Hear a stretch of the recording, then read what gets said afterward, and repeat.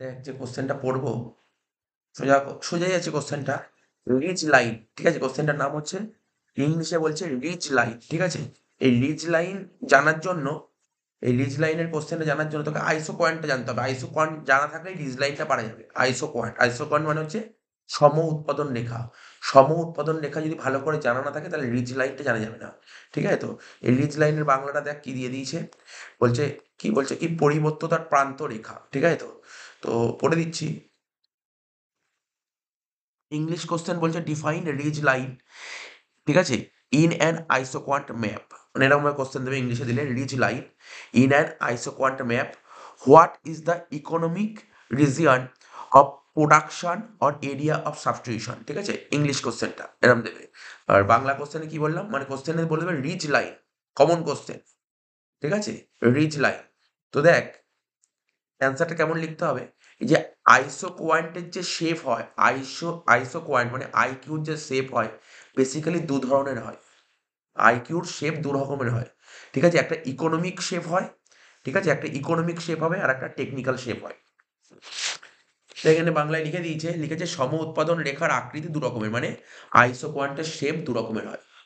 আইকিউর shape দু রকমের হয়, একটা কি বললাম, একটা বললাম টেকনিক্যাল শেপ, আর একটা কি বললাম বল, ইকোনমিক শেপ। এই টেকনিক্যাল শেপকে বলা হয় কারিগরি আকৃতি, আর ইকোনমিক শেপকে বলা হয় অর্থনৈতিক আকৃতি। আর বলছে আইসো কোয়ান্টে, মানে আইসো কোয়ান্ট দেখতে এতদিন তো আঁকা শিখিয়েছি, আইসো কোয়ান্ট আঁকা কেমন হয়। দেখ এখানে লেখা আছে, বাংলায় লেখা আছে কারিগরি আকৃতির উপবৃত্তাকার, ঠিক আছে। উপবৃত্তাকারকে ইংরেজিতে কি বলে, এলিপস, ঠিক আছে, এলিপস, ঠিক আছে। তো বলছে, তাই বলছে ওই তোর কি লিখেছে, আইসো কোয়ান্টের এর শেপটা কেমন হবে, এলিপস টাইপের হবে, এলিপস,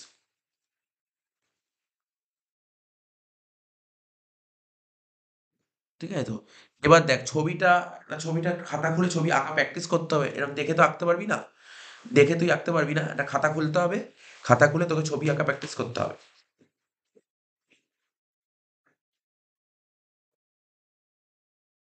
এরকম হতো। মানে আমি কেন বললাম এরকম আঁকলাম, আমি বললাম উপবৃত্তাকার, এরকম আঁকলাম। এমনি তুই বলিস স্যার আপনার আপনার তো আঁকাটা এরকম ছিল, এরকম তুই করতে পারিস, কিন্তু এরকম আঁকলে তোর হবে না। কিন্তু উপবৃত্তাকারটা বোঝানোর জন্য এইভাবে তুই এমনভাবে আঁকবি। দেখ একটা জিনিস ভালো করে দেখ, চেষ্টা করবি। যেমন এখান থেকে একটা, মানে এরকম স্ট্রেট লাইনের কিছু একটা আসবে, আবার এখান থেকে এরকম কিছু আসবে, মানে এটা এরকম ভার্টিক্যালের কিছু একটা আসবে, আবার এখানে হরাইজনের কিছু একটা আসবে। অ্যাকচুয়ালি এই টপিকটা এটাই বলেছে। এই জন্য ছবিটা তোকে এইভাবে আঁকতে হবে।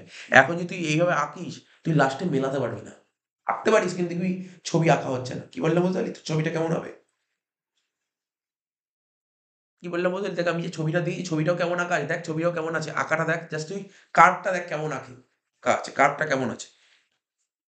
এই দেখ কার্ভটা কেমন, একটু একটু উপবৃত্তাকার, এটা এলিপস টাইপের আছে, ঠিক আছে।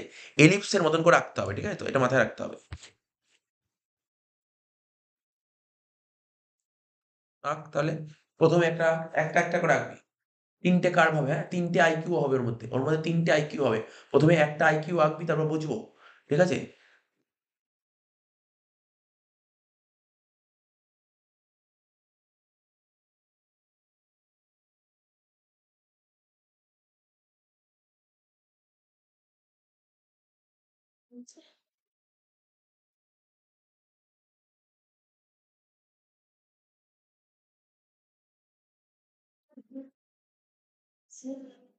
হুম। হ্যাঁ, জি।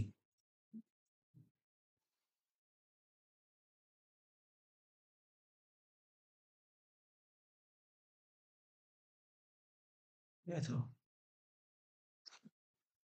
প্রথম যেটা হলো, এই দেখ এখানটা যে ছবিটা আঁকা হয়েছে,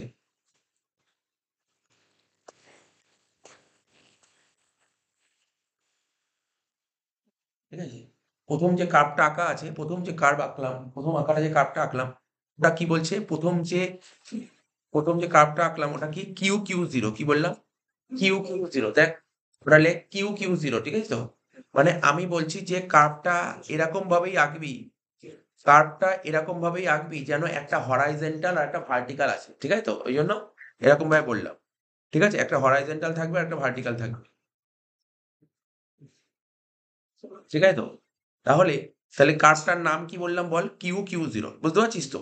এইবার যদি ভালো করে দেখিস, এই যে এই যে কিউ কিউ জিরো এখান দিয়ে দেখ, আমি অন্য একটা কালি দিয়ে দেখাচ্ছি। এই যে এখান দিয়ে দেখ, এটা কেমন একটা হরাইজন্টাল এসছে, একটা হরাইজন্টাল এসছে। এটা কি এসছে? এটা হরাইজন্টাল এসছে। আর এখান দিয়ে মানে হরাইজন্টাল কি বলে? এটাকে ট্যানজেন্ট বলে। ট্যানজেন্ট মানে স্পর্শক। এই যে একটা হরাইজন্টাল, ঠিক আছে? আর এখানে কি হচ্ছে? এটা ভার্টিকাল, ঠিক আছে? ভার্টিকাল, ঠিক আছে? বুঝতে পারছিস তো? নিচের দিকটা হলো।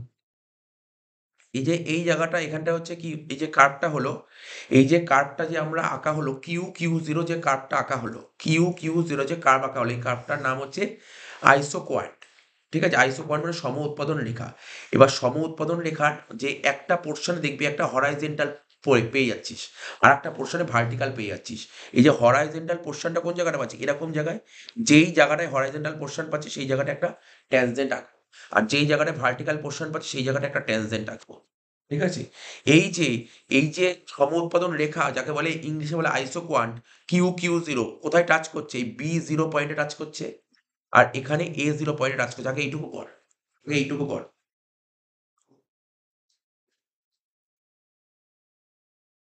কি বললাম বোঝা গেল? কি বললাম বোঝা গেল তো? সুতরাং মাথায় রাখতে হবে, যেই পয়েন্টে টাচ করছে ওখানে, ঠিক আছে? এই পয়েন্টটাকে বলে বি জিরো আর এই পয়েন্টটাকে বলে এ জিরো, ঠিক আছে? একই রকম ভাবে এটা যদি বোঝা যায় তাহলে আমি সেকেন্ডটা বোঝাতে পারবো, সেকেন্ডটা।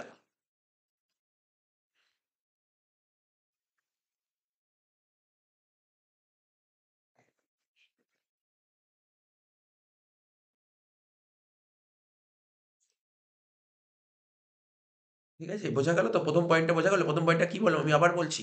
এই যে কিউ, প্রথমে আমরা কিউ কিউ জিরো একটা সম উৎপাদন রেখা বা আইসো পয়েন্ট আঁকলাম, ঠিক আছে? কিউ কিউ জিরো আইসো পয়েন্ট আঁকলাম, ঠিক আছে? এবার এই এই যে এখানে এটাকে কি বলে? এটা তো হরাইজন্টাল অ্যাক্সিস। এই অ্যাক্সিসের একটা প্যারালালি একটা ট্যানজেন্ট আঁকবো। ট্যানজেন্ট, ট্যানজেন্টকে বলা হয় কি? বাংলায় বলা হয় স্পর্শক আঁকবো, ঠিক আছে? এবার কোন জায়গাটা স্পর্শক আঁকবো এটা বুঝতে হবে। এই যে কিউ কিউ জিরো যে আমার আইসো পয়েন্টটা আঁকলাম, ওর তো একটা পোর্শনে গিয়ে একটা লেভেল হয়ে গেছে। মানে বুঝতে পারছিস তো? ছবিটা এমনভাবে আঁকা হয়েছিল, একটা পোর্শনে একটা লেভেল হয়ে গেছিল। মানে এই যে লাইনটা আঁকলাম, এর পরে আর নিচে নামতে পারবে না। বুঝতে পারলি তো? এটাই লাস্ট লাইন ছিল। অর্থাৎ এই যে লাইনটা হলো, এখানে ট্যানজেন্ট আঁকবো কার প্যারালাল করে? হরাইজন্টালি প্যারালাল করে আঁকবো। একই রকম ভাবে এই যে এখানটায় যে এখানটা একটা ট্যানজেন্ট এঁকেছি, কি? এটা যে ভার্টিক্যাল অ্যাক্সিস এর একটা প্যারালাল করে এঁকেছি, ঠিক আছে? এর বেশি আর হতে পারবে না, ঠিক আছে? বুঝতে পারলি তো? এই যে ট্যানজেন্টটা আঁকলাম, বুঝতে পারছিস তো? এই যে ট্যানজেন্টটা আঁকলাম, এই ট্যানজেন্টটার নাম দিয়েছি বি জিরো, আর এই ট্যানজেন্টটার নাম দিয়েছি এ জিরো, ঠিক আছে তো? একই রকম ভাবে তোকে একই রকম ভাবে আবার আরেকটা আইসো পয়েন্ট আঁকতে হবে, আবার আরেকটা আইসো পয়েন্ট আঁকতে হবে।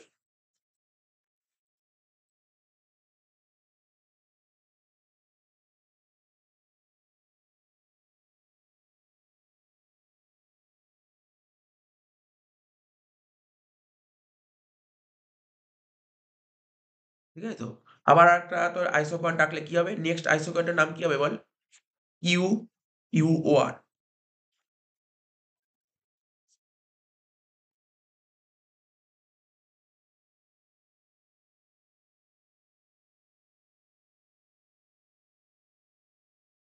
নেক্সট আইসো পয়েন্টের নামটা হবে কিউ কিউ ওয়ান। এবার ওই একই রকমভাবে বলবো, হরাইজন্টাল অ্যাক্সিস এর প্যারালাল করে একটা ট্যানজেন্ট আঁকবো, ঠিক আছে? হরাইজন্টাল অ্যাক্সিস এর প্যারালাল করে একটা ট্যানজেন্ট আঁকবো। তেমনি একই রকমভাবে ভার্টিক্যাল অ্যাক্সিস এর প্যারালাল করে একটা ট্যানজেন্ট আঁকবো। আমরা এটা হরাইজন্টাল অ্যাক্সিস এর প্যারালাল করে ট্যানজেন্ট এঁকেই তার নাম দিয়েছি বি1, আর ভার্টিক্যাল অ্যাক্সিস এর প্যারালাল করে যে ট্যানজেন্ট এঁকেই তার নাম দিয়েছি এ1, ঠিক আছে? বোঝা গেল? একই রকমভাবে আবার আরেকটা ইয়ে আঁকবি, আইকিউ আঁকবি। সেম ভাবে আরেকটা আইকিউ আঁকবি, ঠিক আছে? নেক্সট আরেকটা আইকিউ আঁকবি, সেই আইকিউটার নাম হবে কি?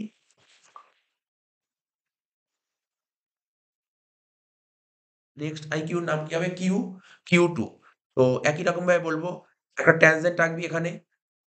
যেই ট্যানজেন্টটা পাওয়া গেল, যেই ট্যানজেন্টটা যে পয়েন্টটা যে পাওয়া গেল ওটাকে বলে বি2, ঠিক আছে? হরাইজন্টাল অ্যাক্সিস এর প্যারালাল করে যে ট্যানজেন্ট আঁকলি সেই ট্যানজেন্টটার নাম কি হলো? বি2, আর ভার্টিক্যাল অ্যাক্সিস এর প্যারালাল করে যে ট্যানজেন্টটা পাওয়া গেল সেটাকে বলে কি? এ2।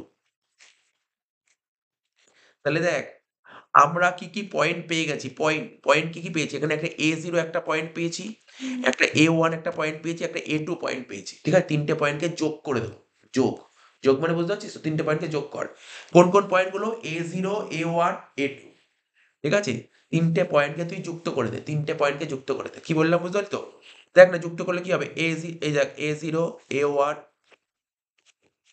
পুরো নিচ থেকে উঠবে, একদম পুরো অরিজিন থেকে উঠবি, অরিজিন থেকে, পুরো অরিজিন থেকে যাবি, অরিজিন থেকে যাবি, এই যে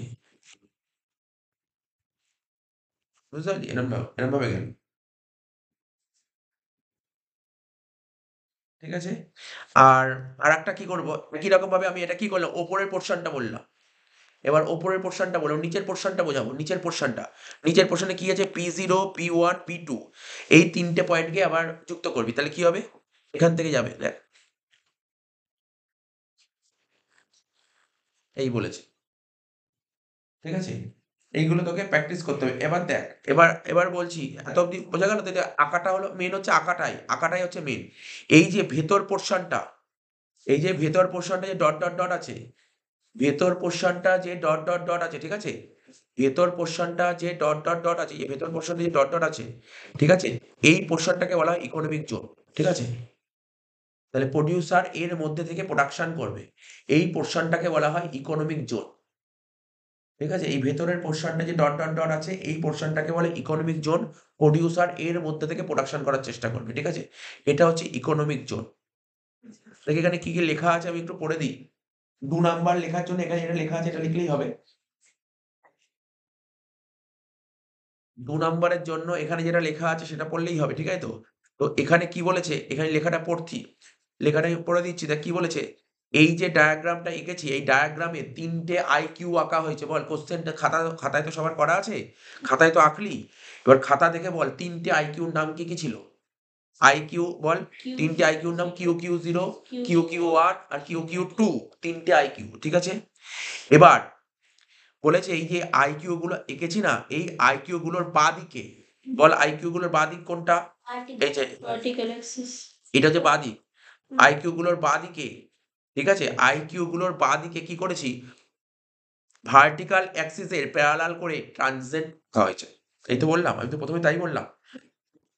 আমি আবার বলছি, এখানে 3টে আইকিউ আছে, একটা QQ0, QQ1 আর QQ2, 3টে আইকিউ আছে। এই যে আইকিউ গুলো এঁকেছি, আইকিউ গুলোর বাঁদিকে আমরা ট্যানজেন্ট এঁকেছি, কার প্যারালাল করে, ভার্টিক্যাল অ্যাক্সিসের প্যারালাল করে ট্যানজেন্ট এঁকেছি। একই রকম ভাবে এই আইকিউ গুলোর ডান দিকে, আইকিউ গুলোর ডান দিকে, ঠিক আছে, আমরা কি এঁকেছি, হরাইজন্টাল অ্যাক্সিসের প্যারালাল করে ট্যানজেন্ট এঁকেছি, যেটা বললাম। এই যে ট্যানজেন্ট গুলো যে ইন্টারসেক্ট করেছে, পয়েন্ট গুলো কি কি, সেইগুলোই বলবো। তার মানে আমরা বাঁদিকে যে ট্যানজেন্ট গুলো এঁকেছি, ট্যানজেন্ট গুলোর নাম কি ছিল, A0, A1, A2। আর ভার্টিক্যাল অ্যাক্সিসের এটা তো বললাম ভার্টিক্যাল, তাই তো? আর হরাইজন্টাল অ্যাক্সিসের প্যারালাল করে যে ট্যানজেন্ট গুলো এঁকেছি, সেই ট্যানজেন্ট গুলোর নাম কি কি বেরিয়েছিল, B0, B1, B2। এবারে পয়েন্ট গুলোকে যুক্ত করে দিলাম, পেয়ে গেলে তোমার রিজ লাইন। এটা এখানে তাই লিখেছে, ঠিক আছে তো?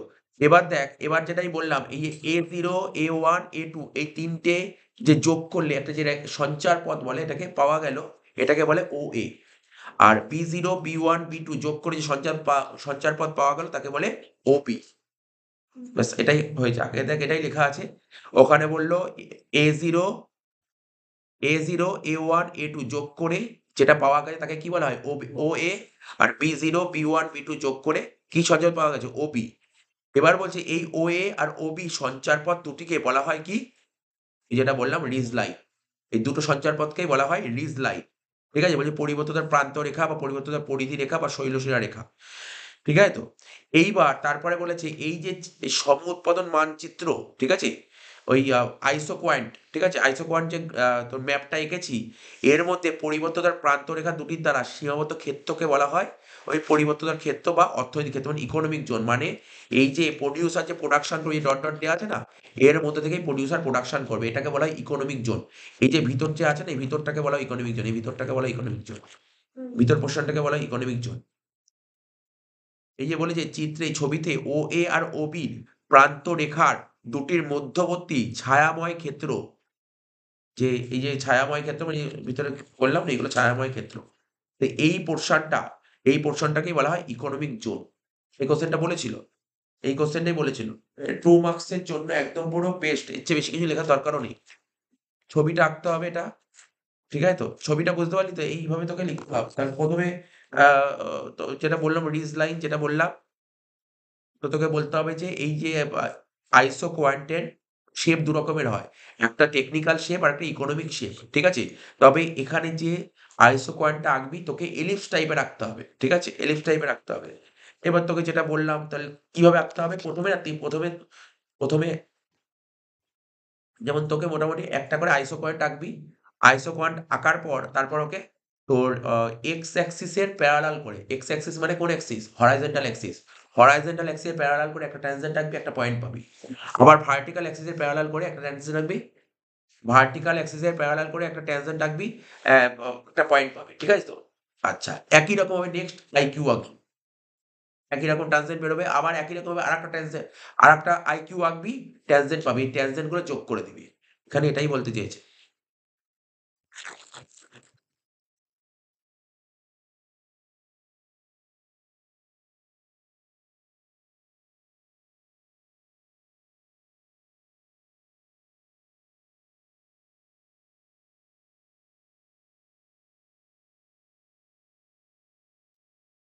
ঠিক আছে তো? এইটা তোকে মাথায় রাখতে হবে। এইটাকে বলে রিজ লাইন। এই রিজ লাইনটা তোকে ভালো করে পড়ে ফেলতে হবে। রিজ লাইনটা কোশ্চেনটা ইম্পোর্টেন্ট আছে।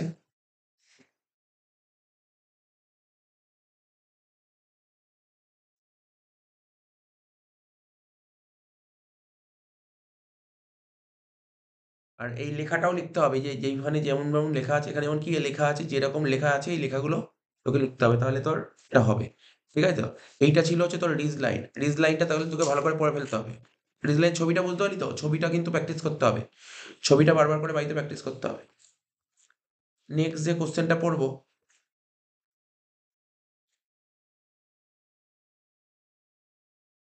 এক্সপেনশন পথ। ঠিক আছে? Expansion path. এক্সপেনশন প্যাথ জিনিসটা কি? এটা পড়তে হবে। ফার্মের এক্সপেনশন পাথ নিচেই আছে।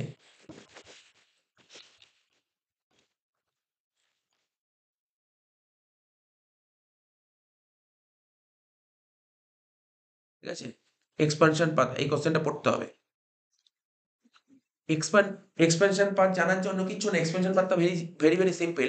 এটা জানার জন্য তোকে আইসো কস্ট আর আইসো কোয়ান্ট জানতে হবে। দুটো জানলেই এক্সপেনশন পাথটা জানা যাবে। ঠিক আছে তো? দুটো জিনিস জানতে হবে। কি জানতে হবে? একটা আইসো কস্ট আর একটা আইসো কস্টের ছবি কেমন ছিল? যে আইসো কস্টের ছবি কেমন ছিল বল? বাজেট লাইনের মতন। ধর এরকম দাগ দিতি, এরকম ছিল আইসো কস্ট। তাই তো? এটা তো আইসো কস্ট ছিল। আচ্ছা, মানে বাজেট লাইন, পাতিগদা বাজেট লাইন। আচ্ছা, আরেকটা কি ছিল? আইসো কোয়ান্ট। কেমন ছিল আইসো কোয়ান্ট? দেখো সে। এরকম ছিল। এই যে পয়েন্টটা ছেদ করবে, ইকুইলিব্রিয়াম হবে। ঠিক আছে তো? ইন্টারসেক্ট করতে যাবে। বুঝতে পারলি তো? তো এইরকমই ছবিটা হয়। এবার দেখ যে ছবিটা দিয়েছি এরকমই ছবি আছে। দেখ ভালো করে দেখ। দেখেছিস? কি বললাম বুঝতে পারলি? ভালো করে দেখ কিন্তু। এবার তোর বাজেট লাইনটা আবার বাড়াতে হবে। এটা হলো। তারপর ধর আবার প্যারালালি আবার আরেকটা আসবে।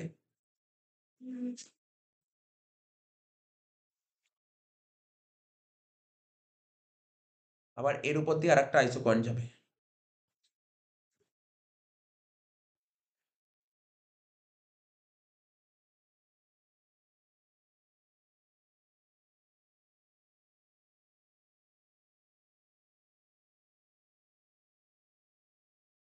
ঠিক আছে? আবার এখানে একটা পয়েন্টে ইন্টারসেক্ট করবে।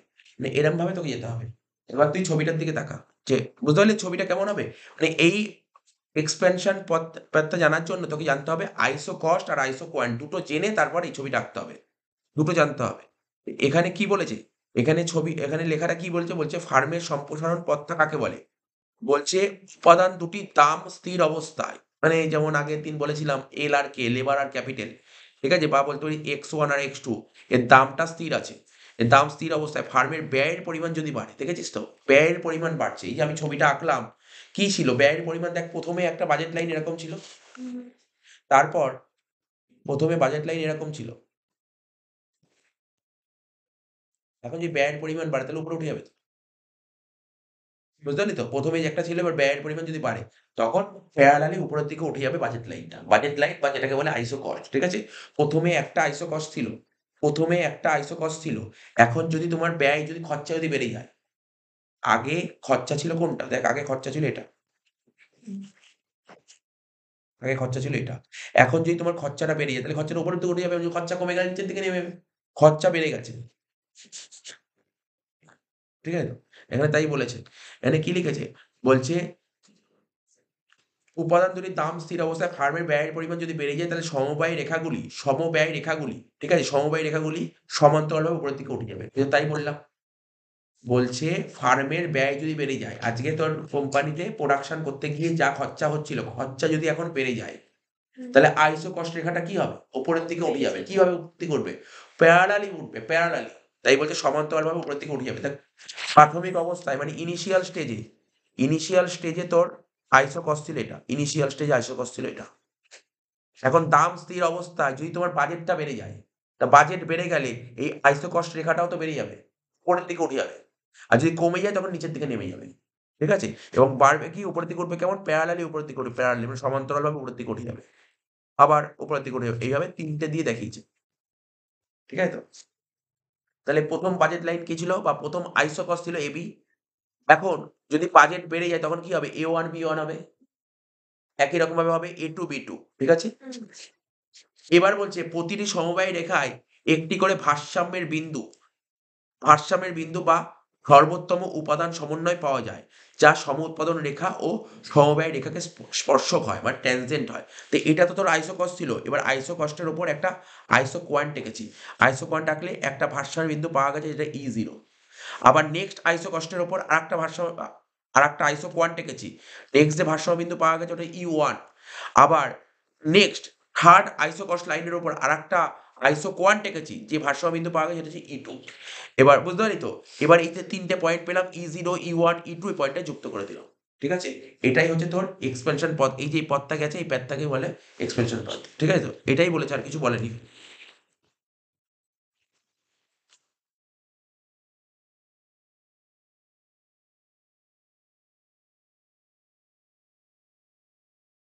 ঠিক আছে তো? ডাকতে হতো না? এখানে যেমন দেখ এখানে লেখাটা একটু ছোটই দিয়েছে। কেন ছোট দিয়েছে? আরেকটা দেখ এখানে বলে দিয়েছে বলছে এই এক্সপেনশন পথটার নাম কি বলেছে? বলতে পারবি এক্সপেনশন পথটার নাম কোনটা হবে? কি হবে নামটা? এই দেখ এক্সপেনশন পথটার নাম কি?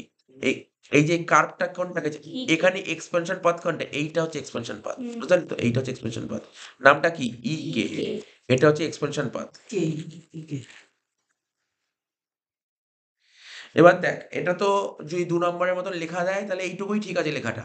জিনিসটা বুঝতে পারলি? দেখ মেইন হচ্ছে লেখার চেয়ে বড় কথা সাইলেন্ট কর। এই যে মেইন হচ্ছে লেখার চেয়ে বড় কথা ছবিটা তাকে বুঝতে হবে। ছবি বুঝতে পারলে লিখতে পারবি। ছবি বুঝতে পারলে লেখা যাবে। ছবি বুঝতে না পারলে কিন্তু লেখা যাবে না। ছবি বুঝতে হবে। এক্সপেনশন পাথ আঁকতে গেলে কেমনভাবে আঁকতে হবে? তোকে বুঝলাম। এক্সপেনশন পাথ আঁকতে গেলে তোকে ২ টো কনসেপ্ট জানতে হবে। একটা আইসো কস্ট আর একটা আইসো কোয়ান্ট। ঠিক আছে? ২ টো কনসেপ্ট জানতে হবে। ঠিক আছে? এই ২ টো কনসেপ্ট জানতে পারলেই আঁকাটা এবার কি হয়? এই এক্সপেনশন পাথ আঁকতে গেলে আইসো কস্ট আর আইসো কোয়ান্ট যেই পয়েন্টে ইন্টারসেক্ট করবে ওই পয়েন্টটাই মেইন। যেমন দেখ এখানে এই যে ১ম টা যদি বলি, ১ম এ কি ছিল? ১ম এর আইসো কস্ট কোনটা ছিল? এবি। দেখ আইসো কস্ট কি ছিল? এবি। আর আইসো কোয়ান্ট কি ছিল? কিউ0 বা কিউ0 বলতে পারিস, কিউ0 কোন পয়েন্টে ইন্টারসেক্ট করেছে? E0 পয়েন্টে। নেক্সট বাজেট বেড়ে গেছে। তাহলে বাজেট বেড়ে গেলে তোর আইসো কস্ট রেখাটা প্যারালালি উপরের দিকে উঠে যাবে। হয়েছে কি? A1 B1 A1 B1 নতুন যে আইসো কোয়ান্ট হয়েছে এর উপর যে নতুন আইসো কোয়ান্ট। আইসো কোয়ান্ট কেন হচ্ছে? আগে একরকম প্রোডাকশন ছিল। এখন বাজেট বেড়ে গেলে প্রোডাকশনও তো চেঞ্জ হবে। ঠিক আছে তো? তাহলে এখন প্রোডাকশন কত হচ্ছে? QQ1 যেটা E1 বিন্দুতে ইন্টারসেক্ট করেছে। একই রকম ভাবে তোমার বাজেট আবার বাড়িয়ে দিয়েছো। বাজেট বাড়িয়ে দিয়েছো তোমার নতুন বাজেট রেখা কি হয়েছে? A2 B2 যেটা নতুন আইসো কোয়ান্ট QQ2 এটাকে E পয়েন্টে ইন্টারসেক্ট করেছে। এবার ৩ টে পয়েন্ট পেয়ে গেলাম E0, E1, E2 ৩ টে পয়েন্ট যুক্ত করে দিলাম। পেয়ে গেলাম এক্সপেনশন পাথ। ঠিক আছে? ইকে ঠিক আছে তো? কি বললাম বুঝতে পারলি? এবার তোর বইতে কি লিখেছে দেখ বইতে কিভাবে লিখেছে। আমি তোকে বললাম এটা আমি আমার ভাষায় বললাম। বুঝতে পারলি? তুই আমি যে আমার ভাষায় বললাম তুই যত বড় কোশ্চেন লিখ 5 নম্বর দিক, আমি যেটা বললাম এটাই যদি তুই লিখতে পারিস তাহলে ফুল মার্কস পেয়ে যাবি। কি বললাম বুঝতে পারলি তো? যেটা বললাম এটা লিখলেই ফুল মার্কস পেয়ে যাবি। বইতে বইয়ের মতন লিখেছে, ঠিক আছে তো? এটাই তুই নিজের মতন লিখবি। মেন হচ্ছে দেখ, ইকোনমিক্সের ব্যাপারটা ছবি যদি ঠিক করে আঁকতে পারিস আর বুঝে বুঝে ছবি আঁকতে পারিস, তুই এমনি লিখে দিতে পারবি। বুঝে বুঝে ছবিটা আঁকতে হবে। দেখ বইতে কি লিখেছে আমি বলছি। হ্যাঁ, তোকে যদি এখানে দেখ একটা বলে দিচ্ছি, তোর পরীক্ষায় যদি এই কোশ্চেনটা দেয় 2 মার্কস যদি দেয়, কাকে বলে? ছবি আঁকতে না পারলে কাকে বলে লিখে দিবি। ঠিক আছে? কাকে বলে লিখে দিবি, হয়ে গেল। ঠিক আছে? আর ছবি আঁকতে পারলে তো খুব ভালো, ফুল মার্কস দিয়ে দেবে। আর যদি এটা যদি ৫ নম্বর দেয়, বলে কি এক্সপেনশন পাত্তা তুমি এনালাইসিস করে দাও ইউজিং ডায়াগ্রাম। ঠিক আছে তো? তখন তোকে কি লিখতে হবে? ১ম এ একটু কাকে বলে লিখতে হবে। ডেফিনিশনটা দিতে হবে। ১ম এ তোকে ডেফিনিশন দিতে হবে। যেই ডেফিনিশনটা দিয়ে দিলি, ডেফিনিশন দেওয়ার পর এই ছবিটা আঁকতে হবে। এই ছবিটা এঁকে যেই কথাগুলো তোকে বললাম এনালাইসিস করতে, তোকে লিখতে হবে। সেটাই আরকি বলছি, বইতে কি লিখেছে, কেমন এনালাইসিস লিখেছে। বইতে ১ম এ লিখেছে, দেখ কিভাবে লিখতে হবে আমি তোকে বলছি। ১ম এ লিখবি যে এখানে যে এক্স অ্যাক্সিস, এক্স অ্যাক্সিস এ কি দেখিয়েছি আমরা? এক্স অ্যাক্সিস এ আমরা দেখিয়েছি x1 উপাদান বা x1 ইনপুট ইংলিশে বললে। আর y অ্যাক্সিসে কি দেখেছি? x2 উপাদান বা x2 ইনপুট। ঠিক আছে তো? এবার ১ম এ আমাদের আইসোকস্ট লাইনটা কি বেরিয়েছে? ১ম আইসোকস্ট কি ছিল? বল দেখি, দেখে ছবি দেখে বল। AB AB. বইতে তাই লিখেছে। বইতে তাই লিখেছে, বলছে ফার্ম যখন নির্দিষ্ট একটা ১ম ইনিশিয়াল লেভেলে ওর আইসোকস্ট লাইনটা কি এসছে? A B A B. এটাই বলেছে। এবার এই এবি যে আইসোকস্ট লাইন বেরিয়েছে, এখানে তোমার আইকিউ কোনটা? আইকিউ মানে আইসোকোয়াড কোনটা ছিল? Q Q zero. কিউ0 এই এবি আইসোকস্টকে কিউ কিউ জিরো যেই পয়েন্টে ইন্টারসেক্ট করে সেই পয়েন্টটার নাম কি? E0 তুই বাংলায় লিখলে লিখবি ইন্টারসেক্ট মানে ছেদ করেছে, এই বিন্দু ছেদ করেছে, বা এটাকে বলে ভারসাম্যের বিন্দু, ইকুইলিব্রিয়াম পয়েন্ট। ঠিক আছে তো? কি বললাম বুঝতে পারলি তো? বইতে এটাই লিখেছে। এবার বলছে ধরো উপাদান দুটির দাম, ধরো এখানে তো x1 x2 বলেছে। এবার তোর যদি মনে হয় লেবার ক্যাপিটাল দুটো লাগবে, তোর দুটোর দাম ধর স্থির আছে। দাম স্থির থাকলে কি হবে? আইসোকস্ট রেখাটা প্যারালালি উপরের দিকে উঠে যাবে। প্যারালালি যদি উপরের দিকে উঠে যায়, তখন নতুন যে আইসোকস্ট লাইন হবে তার নাম কি? A1 A1 B1। নতুন যে আইসোকস্ট লাইন হবে, বারবার বাজেট লাইন বলছি, এখানে বাজেট লাইন আর আইসোকস্ট একই জিনিস। ঠিক আছে তো? ঠিক আছে? নতুন যে আইসোকস্ট লাইন হবে সেটা হবে A1 B1। এবং তখন যে আমার প্রোডাকশন হবে, প্রোডাকশন মানে আইকিউ বেরোবে, সেই আইকিউটার নাম কি হবে? কিউ1। যেই পয়েন্টে ইন্টারসেক্ট করে সেই পয়েন্টটার নাম কি? ইউ1। বইতে এই কথাগুলোই লিখেছে। বইতে এই কথাগুলোই লিখেছে, হয়তো ২-৩টে কথা জুড়ে দিয়েছে, বাট তোকে এইভাবেই তোকে লিখতে হবে। একই জিনিস ৩ বার রিপিট করব। হ্যাঁ, ওই যে দেখ তাই এখানে লিখেছে। ওই বলছে দাম যদি স্থির থাকে তখন ফার্মের ব্যয়ের পরিমাণ বেড়ে যাওয়ার ফলে, মানে খরচা বেড়ে যাওয়ার ফলে আইসোকস্ট রেখা এবি থেকে প্যারালাল ভাবে উপরের দিকে উঠে A1 B1 হয়েছে, এটাই লিখেছে বইতে। তারপর কি লিখেছে? এবং বলছে এই আইসোকস্ট উচ্চতর সমউৎপাদন রেখা। এই উচ্চতর সমউৎপাদন রেখা আমি আগের দিন যখন ওই আইসোকোয়ান্টের ফিচার্স গুলো পড়েছিলাম, মনে পড়ে? যত আইকিউ যত উপরের দিকে উঠবে, মনে পড়ে? আইকিউ উপরের দিকে উঠবে, এখানে কি আগে একটা আইকিউ ছিল, এখন আইকিউ উপরের দিকে উঠেছে। উচ্চতর আইকিউ, এটাকে বলে হায়ার আইকিউ। ঠিক আছে? তো এখানে লিখেছে এই সমবায় রেখা উচ্চতর আইকিউর নামটা কি? কিউ1 সাথে ইউ1 বিন্দুতে ট্যানজেন্ট হয়েছে। E1 পয়েন্টে ট্যানজেন্ট হয়েছে। কোন পয়েন্টে ট্যানজেন্ট হয়েছে? E1 পয়েন্টে ট্যানজেন্ট হয়েছে। ট্যানজেন্ট মানে স্পর্শক যেটাকে বলে, বা আমি যেটাকে বলি ইন্টারসেক্ট করেছি। ইন্টারসেক্ট, ট্যানজেন্ট একই ব্যাপার হয়ে গেল তোর। ঠিক আছে? আবার বলেছে উপাদান দুটির দাম স্থির অবস্থায় ফার্মের ব্যয় আবার বেড়ে গেছে। ফার্মের ব্যয় আবার বেড়ে গেলে নতুন আইসোকস্ট কি হবে? নতুন আইসোকস্ট লাইন কি হবে? A2 B2, যেটা আবার প্যারালাল ভাবে উপর দিকে উঠেছে। ঠিক আছে? এবার তাহলে নতুন করে আবার আইকিউ হবে, হায়ার আইকিউ। তার নাম কি? কিউ2। যেখানে কোন পয়েন্ট ইন্টারসেক্ট হয়? E2 পয়েন্টে। এবার E0 E1 E2 এই ৩টে পয়েন্ট যুক্ত করে দিলাম। যুক্ত করেছি, আমার একটা পাথ পাওয়া গেল, এটাকে বলে এক্সপ্রেশন পাথ। এক্সপ্রেশন পাথটার নাম EK। এটাই লিখেছে এখানে। এক্সপেনশনের সম্প্রসারণ। ঠিক আছে তো? ব্যাস হয়ে গেল। আর কিচ্ছু লিখতে হবে না, এইটুকুই লিখতে হবে। এখানে এটাই বলেছে। এটাই বলেছে, বাইরে কিছু বলেনি। মানে এমন কিছু না যে বইতে অনেক বড় করে লেখা। দেখ আগেও 5th সেমেস্টারে পড়া ছিল ইকোনমিক্স, ওদের মেইন বারবার করে বলেছি ছবিটা ক্লিয়ার। ছবি ক্লিয়ার হতে হবে, ছবিটা। পিকচার, ওখানে কি 5th সেমেস্টার ইকোনমিক্স এর ব্যাপারটা কি ওদের আবার? তুমি লেখা পুরো ছাপিয়ে দাও, বই ছাপিয়ে দাও, 0 দেবে। লেখা পুরো হুবহু লিখলে 0 দেবে। ছবি যদি ভুল হয়, লেখা পুরো হুবহু মিলে গেছে, তবু 0 দেবে। ছবি পারফেক্ট হলেও নাম্বার আছে। লিখতে না পারলেও নাম্বার আছে। ছবি যদি পারফেক্ট হয়। এবার অনেকে আছে ছবি আঁকতে পারে, ছবি আঁকতে পারলে হলো না। অনেকে ভালো আঁকতে পারে, এখানে ভালো আঁকার ব্যাপার না। এখানে ব্যাপারটা কি, দেখে, দেখে অনেকে আঁকতে পারবে। কিন্তু ব্যাপারটা হচ্ছে তোকে পুরো বোঝাতে হবে আঁকাটা কি হচ্ছে আঁকাটা। এদিক ওদিক মানে আঁকা সবার আঁকা ভালো হয় না। কিন্তু আঁকাটা দেখে যেন বোঝা যেতে পারে। যে না এটা এই মিন হচ্ছে। মিন হতে পারলেই হবে। এটা মাথায় রাখতে হবে কিন্তু। তাহলে কি, কি কোয়েশ্চেন বললি? ২ টো কোয়েশ্চেন তোমাদের বাকি ছিল। যেটা বললাম এক্সপেনশন পাথ, আরেকটা কি বললাম বল? কি পড়ালাম? Ridge line. খুব ইম্পোর্টেন্ট কোয়েশ্চেন। আগের বছর অনেক কলেজে দিয়েছিল এই কোয়েশ্চেন দুটো। এটাই পড়িয়ে দিলাম। আচ্ছা, এবার পড়বো যেটা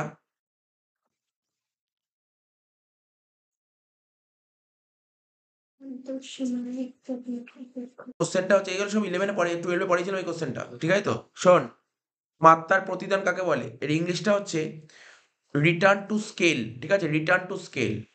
রিটার্ন টু স্কেল। সোজা দিয়েছে কোয়েশ্চেনটা। বুঝতে পারলি তো? শর্ট কোয়েশ্চেন হিসেবে পড়তে হবে তোকে।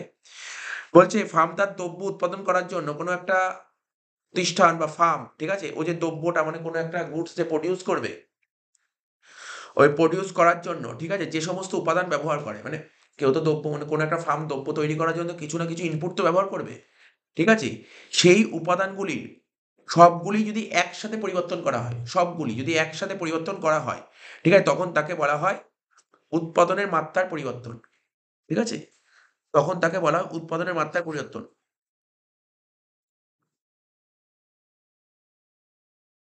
এবার বলছে উৎপাদনের মাত্রার পরিবর্তনের ফলে উৎপাদনের পরিমাণে যে পরিবর্তন ঘটে।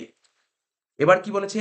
উৎপাদনের মাত্রার পরিবর্তনের ফলে, উৎপাদনের মাত্রার পরিবর্তনের ফলে উৎপাদনের পরিমাণে যে পরিবর্তন ঘটে তাকে বলা হয় মাত্রার প্রতিদান। আর মাত্রার প্রতিদান ৩ রকমের হয়। একটা ইনক্রিজিং, একটা ডিক্রিজিং আর একটা কনস্ট্যান্ট। একটা ইনক্রিজিং, একটা ডিক্রিজিং, কনস্ট্যান্ট মানে হচ্ছে একটা সমহার, একটা ক্রমবর্ধমান আর একটা হচ্ছে ক্রমহ্রাসমান। তা আবার বলেছে কি বলেছে? ফার্ম তার দ্রব্য উৎপাদন করার জন্য, ফার্ম তার দ্রব্য উৎপাদন করার জন্য যে সমস্ত উপাদান ব্যবহার করে। মানে একটা প্রতিষ্ঠান দ্রব্য উৎপাদন করার জন্য কিছু, কিছু ইনপুট ব্যবহার করে। ঠিক আছে? আর সেইগুলি যদি সবগুলি যদি একসাথে পরিবর্তন করে, সবগুলি যদি একসাথে চেঞ্জ করা যায়, ঠিক আছে? সবগুলি যদি একসাথে একই হারে, একই রেটে, ঠিক আছে? শতকরা ২ বাড়ালে ২ করেই বাড়াতে থাকবে। ঠিক আছে তো? ২ কমালে ২ করেই কমাতে থাকবে। এরকম বলেছে একই সঙ্গে যদি একই হারে পরিবর্তন করা হয়, তখন তাকে উৎপাদনের মাত্রার পরিবর্তন বলে। আর উৎপাদনের মাত্রার পরিবর্তনের ফলে, ঠিক আছে? উৎপাদনের পরিমাণের যে পরিবর্তন ঘটে, তাকে বলা হয় মাত্রার প্রতিদান। ঠিক আছে? Return to scale. আর মাত্রার প্রতিদান ৩ রকমের হয়। একটা কনস্ট্যান্ট, একটা ইনক্রিজিং, একটা ডিক্রিজিং। এরপরের কোশ্চেনটা দেখ কি বলেছে? মাত্রার প্রতিদান বা আয়তনের প্রতিদান ক প্রকারের ও কি, কি? মানে এই রিটার্ন টু স্কেলটা ক প্রকার কি, কি? ঠিক আছে? ক প্রকার কি, কি? তো যেই মাত্র বললাম মাত্রার প্রতিদান ক প্রকার বললাম? বললাম একটা কনস্ট্যান্ট বললাম, একটা ইনক্রিজিং বললাম, একটা ডিক্রিজিং বললাম। তো ১ম এ পড়তে হবে কনস্ট্যান্ট কাকে বলে, তারপর পড়বো ইনক্রিজিং কাকে বলে, তারপর ডিক্রিজিং কাকে বলে, তারপরে এক্সাম্পল দিয়ে বুঝিয়ে দিচ্ছি। ঠিক আছে তো? বলছে সমস্ত উপাদান যে হারে পরিবর্তন করা হয়, ভালো করে বুঝবি। সমস্ত উপাদান ধর একটা প্রোডাকশন করতে আমি ২ টো উপাদান ইউজ করি। একটা x1 আর x2। ২ টো উপাদান ইউজ করি। একটা x1 আর একটা x2। বলছে সমস্ত উপাদান মানে x1 আর x2, ঠিক আছে? যে হারে পরিবর্তন করা হয়। x1 যদি ২ পরিবর্তন করি, x2 ও ২ পরিবর্তন করলাম। ঠিক আছে? সমস্ত উপাদান যে হারে পরিবর্তন করা হয়, ঠিক আছে? মোট উৎপাদনে যদি একই হারে পরিবর্তন হয়। মানে ধর x1 ২ চেঞ্জ করলাম, x2 ২ চেঞ্জ করলাম। তাহলে প্রোডাকশনটাও ২ চেঞ্জ হয়ে যাবে। কি বললাম বুঝতে পারলি? তাই লিখেছি। আমি এক্সাম্পল দিয়ে বুঝিয়ে দিচ্ছি একটা অঙ্ক দিয়ে, তাহলে বুঝতে পারবি ভালো আরো। সমস্ত উপাদান যে হারে পরিবর্তন করা হয়, মোট উৎপাদন যদি একই হারে পরিবর্তন হয়, তাহলে তাকে বলা হয় সমহার। ধর আমি বলছি x1 আর x2 ২ চেঞ্জ করলাম। x1 এ চেঞ্জ করলাম ২, x2 চেঞ্জ করলাম ২। ঠিক আছে তো? ২ চেঞ্জ করলাম। তাহলে প্রোডাকশনও তো যদি আগে যা ছিল এখন ২ চেঞ্জ হয়ে গেল। ঠিক আছে? তাহলে এটা সমহার। ঠিক আছে তো? এবার বলছে কি দেখ, বলছে সমস্ত উপাদান যে হারে পরিবর্তন করা হয়, মোট উৎপাদন যদি তার থেকে বেশি হারে হয়। ধর আমি ২ চেঞ্জ করলাম, কিন্তু আমার ধর প্রোডাকশনটা ৩ গুণ হয়ে গেল। তাহলে এটাকে বলে ইনক্রিজিং। এবার আমি ধর চেঞ্জ করলাম ২, ঠিক আছে? কিন্তু ওটা ধর প্রোডাকশনটা হয়ে গেল ১ গুণ হলো। ওটা ডিক্রিজিং। মানে একটা এক্সাম্পল দিলে ভালো বুঝতে পারবি। ঠিক আছে তো? তাই এখানে জাস্ট থিওরিটা পড়ে নিবি। সমস্ত উপাদান যে হারে পরিবর্তন করা হয়, মোট উৎপাদন যদি তার থেকে বেশি হারে হয়, মোট উৎপাদন যদি তার থেকে কম হারে হয়, মোট উৎপাদন যদি সেই একই হারে হয়, তাহলে একটাকে বলে কনস্ট্যান্ট, একটাকে বলে ইনক্রিজ, একটা ডিক্রিজিং। একদম সোজা কোশ্চেন। আমি একটা এক্সাম্পল দিয়ে দেখাচ্ছি।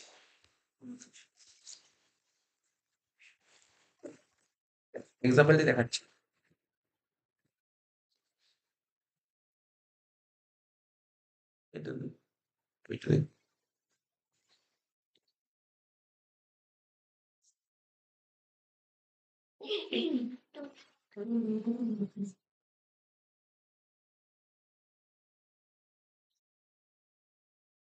দেখ আসছে এই রিটার্ন টু স্কেল একটা টেবিলের মাধ্যমে দেখাচ্ছি। একটা তার প্রথমে লিখলাম স্টেজ, ঠিক আছে তো? তারপর লিখছি amount of the factors of production,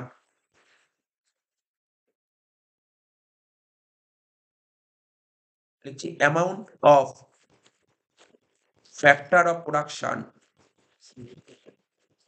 এটা তো বইতে আছে। Amount of factor of production x1, আমি দুটো ইউনিটের কথা বলছি, একটা x1 আর একটা আমি বলেছি প্রোডাকশন করতে গেলে আমার দুটো জিনিস লাগবে, লিখতে হবে, বইতে আছে, এটা বইতেই আছে।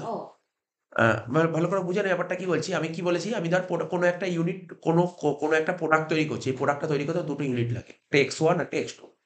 তাই আমি একটা স্টেজ লিখছি, লিখলাম amount of factor of production x1, ঠিক আছে, x1 factor of production x1 unit. তারপর একই রকম ভাবে লিখবো amount of factor of production x2 unit, amount of factor of production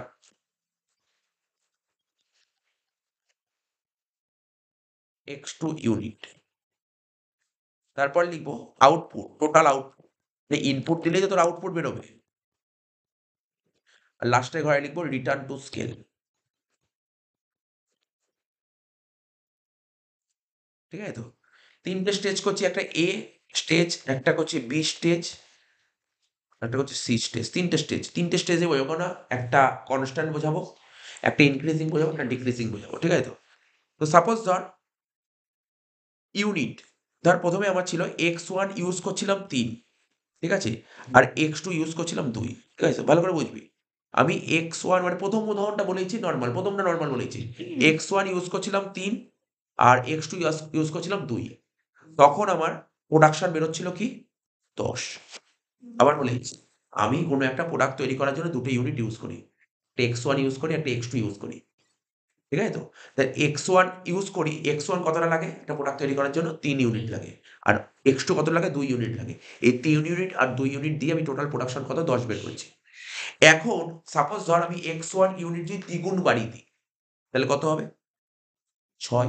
দ্বিগুণ বাড়াচ্ছি, 2 বাড়াচ্ছি না, দ্বিগুণ বাড়াচ্ছি, 6 হলো। তাহলে এটা কত হবে বল? 4। সেম ভাবে বুঝবেন, একটাই মানে একই, আমি একই রেটে বাড়াবো, ভালো করে বুঝি, একই রেটে, কারণ এই মাত্র থিওরি পড়ালাম, একই রেটে বাড়াবো, 4। তাহলে এটা হবে 4, ঠিক আছে তো? তাহলে এবার দেখ, এটাও যদি সেম, দেখ আমি বাড়ালাম কত, এটা কত বাড়ালাম 2 বাড়ালাম, এটাও 2 বাড়ালাম, আর এটাও যদি 2 বাড়ে তাহলে কত হবে 20। তাহলে কি হলো স্যার, x1 আর x2 যেই রেটে বাড়িয়েছি প্রোডাকশন তো সেই রেটেই বাড়লো, এটাকে কি বলে? কনস্ট্যান্ট। এটাকে বলে কনস্ট্যান্ট, বুঝতে পেরেছিস? বুঝিসনি? আমি এটাই তোকে বলতে চাইছিলাম, এটাকে বলে কনস্ট্যান্ট।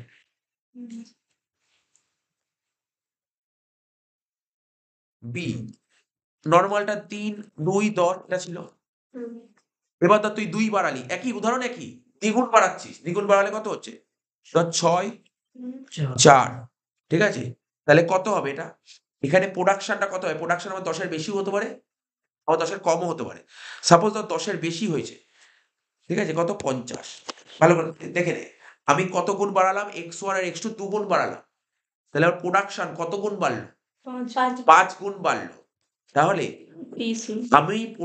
আমি x1 আর x2 যেই গুণ, যতটা গুণ বাড়ালাম, প্রোডাকশন কি তার চেয়ে বেশি গুণ বেড়েছে না কম গুণ বেড়েছে? সেই বেড়েছে, বেশি গুণ বেড়েছে, 5 গুণ বেড়েছে, তাই এটাকে বলে ইনক্রিজিং।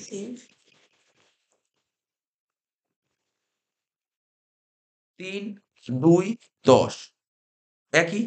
ধর x1 আর x2 দ্বিগুণ বাড়ালাম, ঠিক আছে, দ্বিগুণ বাড়ালাম। এবার ধর প্রোডাকশন আমার বেরোলো 15, তাহলে কত গুণ বাড়লো? 1.5 গুণ বাড়লো। 2 বাড়ানোতে 1.5 গুণ বাড়লো, তাহলে এটা কি হচ্ছে? ডিক্রিজিং। এটাই তোর বলেছে, তাহলে বুঝতে পারলি তো? তো এটা হচ্ছে, আমি তোকে কি শেখালাম? তোকে প্রথমে পড়ালাম রিটার্ন টু স্কেল কাকে বলে, রিটার্ন টু স্কেল ক প্রকার, কি, এবার বললাম কনস্ট্যান্ট রিটার্ন টু স্কেল কাকে বলে, ইনক্রিজিং কাকে বলে, ডিক্রিজিং কাকে বলে, ঠিক আছে তো? এটাই তোর যে বললাম, এইভাবেই তোকে লেখা আছে বইতে, এটাই লেখা আছে বইতে, এটাই ব্যাখ্যা করা আছে, বুঝেছিস কি বুঝিসনি এটা? এটা বুঝতে পেরেছি আশা করি।